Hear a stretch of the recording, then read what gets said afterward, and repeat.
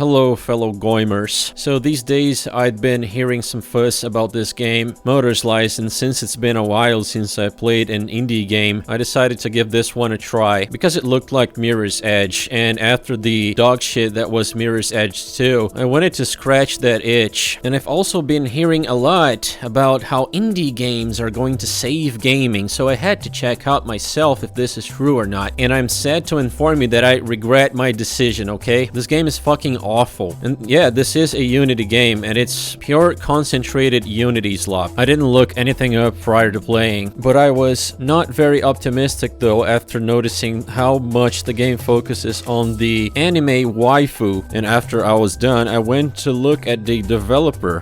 Feast your eyes on this.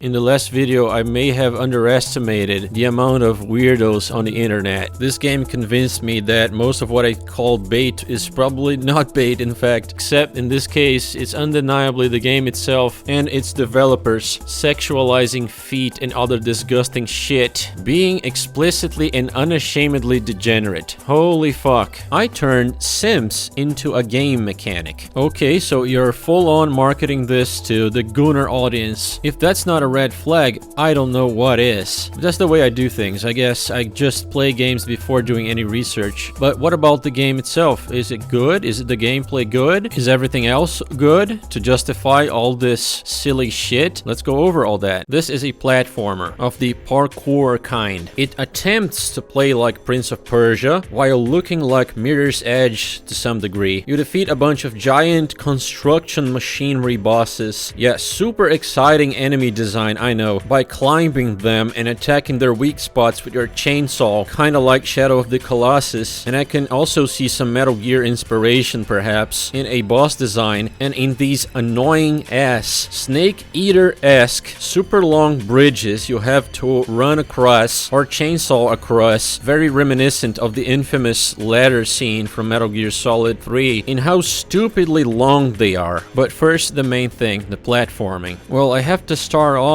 by stating that the first 3 hours or so of this game are extremely boring. There's a lot of running and too little platforming. And the platforming is 0% challenging or engaging whatsoever. The game was putting me to sleep in its first half. Now, the platforming itself, the main attraction of this game, gameplay-wise at least, it's very underwhelming. This game, being typical Unity slop, has a main character that feels pretty much weightless. Inner controls. Everything feels light and floaty in this game. Maybe because the visuals make this game look like it's all made of paper, or maybe it's a matter of acceleration and deceleration parameters. But this game has that typical amateurish indie slop floatiness to it. That being said, when you're in the air, in the middle of the jumps, you will lose all forward momentum, as when you throw a crumpled paper ball forward, and it loses momentum to air resistance because it's so light. So you gotta get used to this shit, because jumps that look doable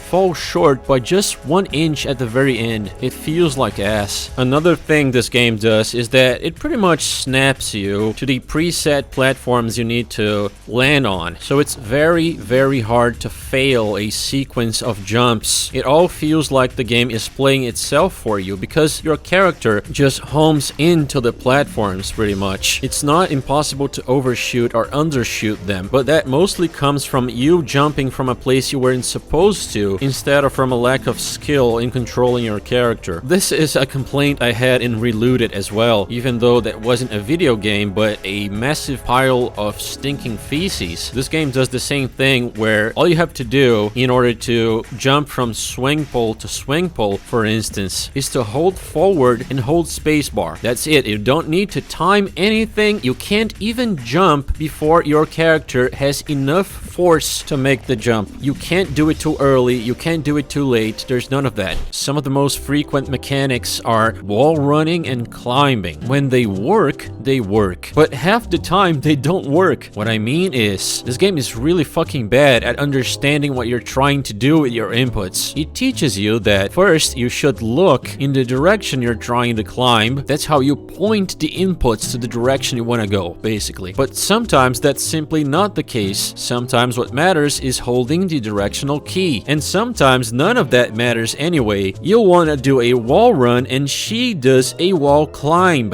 You want to do a wall climb, she does a wall run, even though you're pressing up and looking straight at the wall, especially when you're coming out of a wall run and you want to climb next. But she does the fucking wall run again and you fall to your death. The inputs, they get jumbled together easily, so she will often do what you don't want her to do. You just jumped on a ledge? Oh look, she just jumps again to her death. Want a mental on a pipe? Well, good luck, because often she will just vault over it to her death. And that's when the game is kind enough to even register that you're trying to mental on something. This shit happens often enough to turn the experience of playing this game physically painful. In short, the controls of this climbing, platforming, parkour game are garbage, and this is a platforming game. So what does that say about the game as a whole? Well, put 2 and 2 together for a second. But it gets worse, because one of the 3 things you can do with your chainsaw, aside from attacking enemies and pushing props around, is to Motorslice. Yes, the name of the game. What does that mean? You stick the chainsaw to certain walls, and that allows you to slide across the wall in any direction except downwards. But the controls for this are the worst. They are so janky. It is a Herculean effort to get this bitch to go in the direction you want her to go. You have to hold the directional input, alright, in this case, and then shove the chainsaw on the wall. Except that there's this turning animation she does, turning around in the air basically, which adds a big delay in between you inputting the direction and the character being ready to go in that direction. So when you shove the chainsaw on the wall, often you go opposite of where you want to, because the game hadn't registered yet that you wanted to change directions. This gets really, really bad, especially later on in the game when the platforming gets a lot more nutty and you have to be fast with your fingers. And again, this is only if the game is kind enough to not drop you from the wall for no fucking reason whatsoever. So overall, the movement in this movement-centric game is hot garbage. In terms of obstacles, there are some booby traps that you need to avoid, mostly again after 2 or 3 hours, because early in the game, yeah, it's boring as shit. There are barely any obstacles. So the platforming, it does improve a little on the second half if you can manage to push yourself through the first half without falling asleep, which I almost did. Next is the combat, because I don't know why this game had to add combat to it instead of making better platforming and level design, because the combat is slop. It has 0 weight. It has even less weight than the movement, and it's more important here than in the movement, because the combat needs to feel satisfying. All you do is basically press left click to win, occasionally parrying or dodging, but mostly just pressing left click. Oh, I need to kill this wrecking ball, left click, done. I need to deflect these saws back at the enemies that shoot them, left click twice, done. I don't even need to aim, and each of them conveniently wait for their turns, never attacking you all at once. Gotta kill this big bulldozer, approach it, left click, done. And these are all the enemies aside from bosses this game has. 3 pieces of construction machinery. So very exciting, so very engaging. Another problem I see with this game is that the fall damage looks very selective. I could swear I was falling from very high places and not taking fall damage, only for that to kill me instantly in other places that look just as high or even shorter sometimes. Certain places you can't fall from, while from others you can, even though they are much higher. But moving on, like every 5 minutes or so you come across one of these slack off prompts which trigger a cutscene where the robot, the camera, thirsts like a desperate sex-starved sex addict, like it would be salivating if it was a person instead of a drone. For the character you control, the girl, it adds nothing in terms of story. None of them add to the world building, which there is none. It's just content for gooners basically. Every time you kill a boss, it's immediately followed by one of these snake eater long bridge boring ass walk forward for 2 minutes quote-unquote gameplay segments. segments. For what reason? Because the developer is maybe, just maybe, a little unhinged. That's why. And the boss fights, they're basically Shadow of the Colossus again, except much worse because these enemies, again, they are oversized construction machinery, bulldozers, excavators, giant tractors. You climb them to find their weak spots. You can use your chainsaw on, and you have to find each different weak spot because each of them has its own health bar. Some of them are pretty straightforward and intuitive, but others, Jesus Christ. There's this one boss where he keeps shoving these giant shovels on your face, and there appears to be nothing you can do about it. What you're supposed to do, according to the hint, is move to the pillars on the corner of the room, and only then will the boss lower its shovels for long enough so you can climb them. Very convenient, but completely unintuitive that these pillars would trigger this for whatever fucking reason. Without reading the hint, I could have only found this by accident. And then the third to last boss, and the only reason I didn't quit and uninstall this piece of shit game right here is because there was not much left of the game. Keep in mind, these machines are so big and heavy. If you just touch them when they're in movement, your character will explode. But in the third to last boss, there is a weak spot on its underbelly, basically, which is not somewhere you can attach your chainsaw to. You can't attach it to a ceiling. And the hint says, use the wind, flip the elder. So just like I complained in Crimson Desert, this game also misleads you into thinking that you're supposed to do something with the air to flip it. It does look like it's lifting slightly to the side a lot of times. So you'd think you'd need to do something to the fence to increase the wind force to flip the boss from below. No, in order to flip it, remember how I said how these bosses are so big they insta-kill you. If you just lightly touch them, well, to flip this boss, you need to parry with your tiny chainsaw. It's 20-foot tall, 5-ton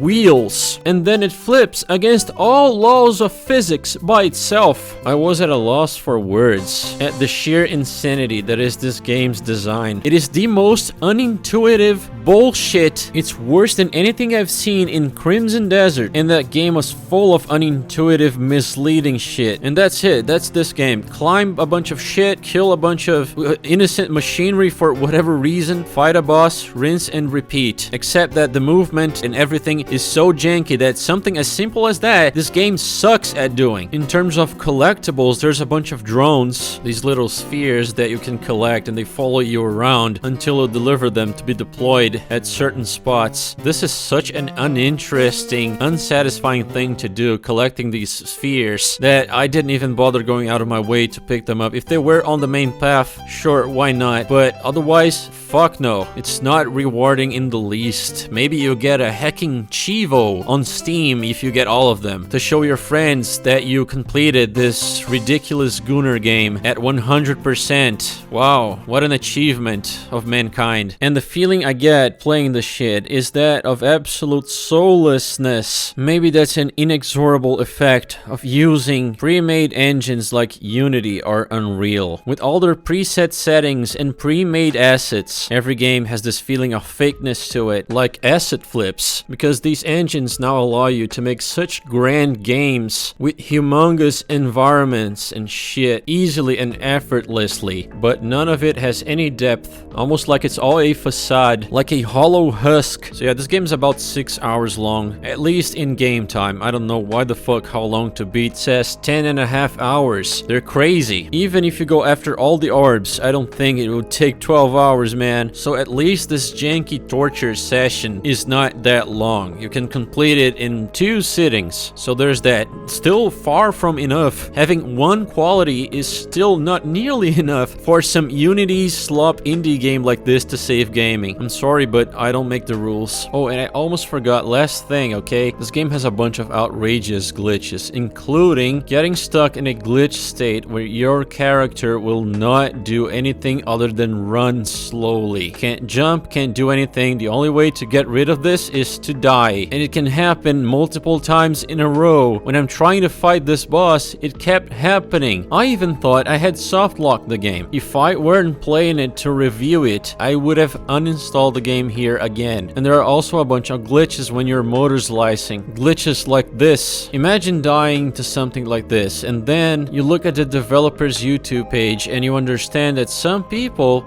You know what? Never mind. Let's not go there, okay? Like I said, this game has no story. You're climbing this brutalist structure for whatever reason that Gianni Montalgrano told you to do. And yes, he is in the game. And if that's not a fucking warning sign that this game is pixelated TrueCore slop, then my friend, you need to wake the fuck up. So you're basically climbing all these gigantic gray blocks that do have sort of a wow effect for how big everything is. But after half an hour of the same thing every time, it gets really fucking tiresome to look at and boring. And you have to slice the sentient construction equipment just because it might be an allegory to some shit. I don't give a fuck. And the camera is also a character. It's also a spherical drone that follows the main character around, simping, lusting for her, doing all this creepy voyeur shit. This game is entirely degenerate. And after you're done climbing everything and enacting total tractor death, it's revealed that the main character is a robot, or she's turning into one because of some sickness. So the story is basically for padding, and you experience most of the story by stopping to slack off every 5 minutes, which introduces a cutscene each time. And aside from some cringy internet meme references this game does, well, because nothing says I'm a terminally online redditor with no self-awareness than putting this type of shit in your game to score internet points with the normies. Aside from that, this is where the Gooner nature of this game is shown in full force, as you get many shots of the main character in very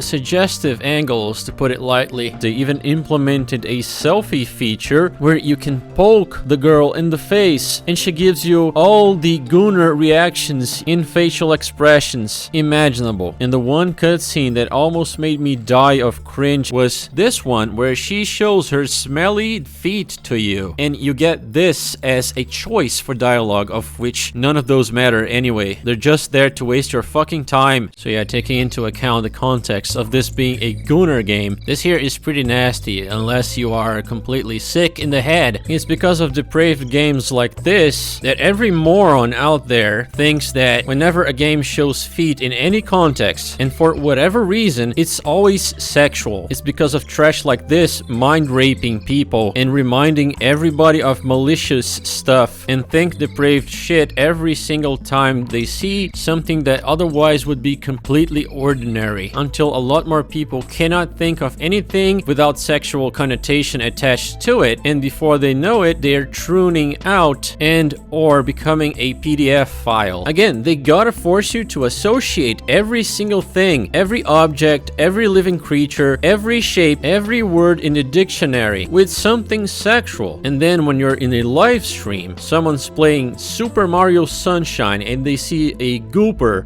like the most innocent game ever made, and they see a gooper, you get a bunch of freaks screaming, "Oh dude, it's just like one of my Japanese hentai." And then the next step in the chain reaction is on the opposite side. You get a bunch of retarded Karens posing as defenders of justice and morality, falling for the narrative as well, and then they want to ban Super Mario Sunshine and they call anyone who plays it a sexual deviant. And then the cycle repeats itself with every participant once again thinking that they're smart and justified in their retardation. It is tiresome to observe so much midwittery. Jesus Christ, but enough of this tangential rant. Let's go back to the Gooner game. There's also one of these at the end where she unzips her overalls and you get to witness the camera robot thirsting for her bobs. Yes, this game is very Indian coded too, because she shows bobs. And the final boss, the last machine you gotta kill, is a train. So this is an Indian power fantasy on top of everything else. Hilarious, Mr. Dev. So if you want to know my stance on the Gooner shit, it's really simple. As long as your game is good, as long as it plays well, as long as it's engaging and interesting, or in other words, if it's fundamentally a good game, you can put as much fan service you want in it. But when a game is like this, where it hinges on the Goonerism to the detriment of the gameplay and everything that's important in a game, well then you're putting the cart before the horse, my friend, and your game is trash trash, much like this one. Putting Gooner shit and fetish material first and gameplay second is what this game did. And honestly, if this is the thing that's going to save gaming, indie games like this, I gotta tell you, didn't just let gaming die, because I don't want shit like this to be the replacement. But maybe this is what gamers deserve as punishment for having no standards and consuming trash and enabling trash for so long. Maybe this is karmic justice. I might make a video in the future about indie games because holy fuck, not only have indies become a grift with multi-million-dollar budget games like Expedition 33 with massive teams of over 400 people working on them and movie deals pre-launch funded by governments and giant venture capital firms. There's that on one side, and on the other side we have low-effort slop, Gooner Bait games, therapy simulation games with subtext about rape or just that explicitly, TrueCore PS1 graphics, first-person shooters, and just games in general that take inspiration from much better games and do nothing new. That's what indie has become. For the music and visuals, the visuals are just TrueCore, cheap-ass 3D models with pixelated textures, as you would expect from 99.5% of indie games in existence. No, make that 99.9%. The main girl looks like an anime figure, you know, like one of those creepy... God, I just remembered those creepy-ass dudes who dress up as an anime girl. They put on those creepy anime helmets and stalk you at night in a desolate alley. So her nose, it looks like it's shrinking, like that Photoshop filter Liquify. If I put it on someone's nose and tell it to shrink, it's fucking uncanny. It works on 2D, but on 3D, perhaps cel-shaded, but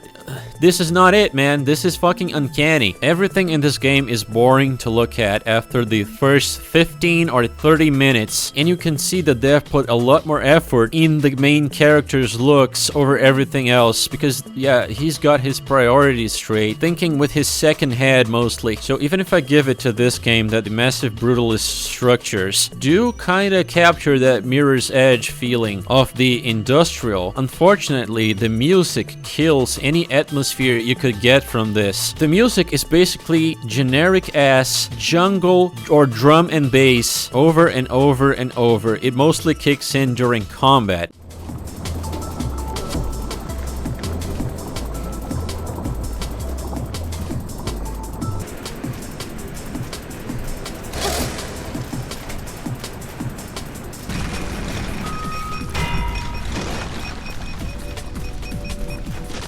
While otherwise you mostly get silence, but even the boss fights have the same tracks.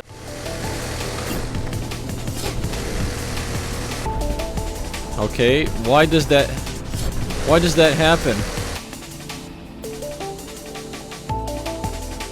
For a game that's supposedly heavily inspired by Shadow of the Colossus, the boss fights, because of this music, they don't feel nearly as exciting or grandiose, which was a big part of the appeal of Shadow of the Colossus. The music in that game is absolutely stellar, especially when you're fighting the Colossi. Now, although obviously this game doesn't have the budget to do that, even one person can do some synthesized music that has at least some emotion. Come on now. In this game, it's the same jungle beats all the time. There's barely any ambience tracks, you know, to go with the atmosphere of the behemoth-like brutalist structures in the environment. It's just boring. For me at least, when I listen to drum and bass or jungle, usually the music has something that entices emotion. It has to cause feelings, you know, and that comes from melody and harmony, not just stale, fast rhythm beats you can assemble in 2 minutes in FL Studio. This game had the opportunity to integrate atmospheric melodies in consonance with the brutalist visuals, making everything integrated. Instead, it's just lazy music pasted for the sake of having something to hear.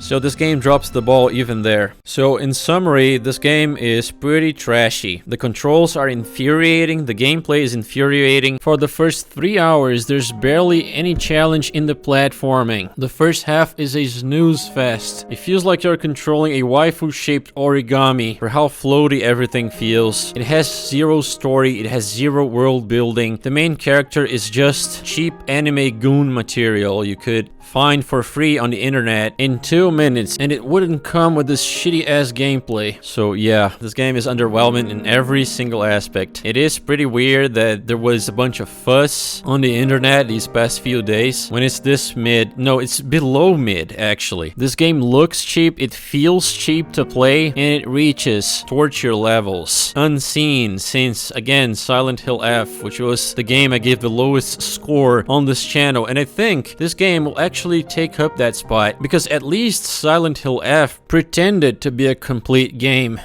So this game is like a 4 out of 10. Just replay Mirror's Edge, man. I'm fully expecting the usual Goy Cattle to bust a vein over this video because I'm being too harsh on indies, dude. Yes, because I want better products. So for every video like this, I assure you there's at least 10,000 positive reviews from people who played 2 hours or less and concluded that this game and games like this are the best thing they've ever played in their entire lives this week, and then next week it's gonna be another one. This game single-handedly made me lose 80% of the faith I had in indies, which was already not great to begin with. So enjoy your Gooner Unity slop if you are so inclined. I'm good. I really need to start doing more research before choosing which games to play, man. I don't recommend this game at all, not even for free. Anyway, that's the video. A shorter one this time. See you guys soon.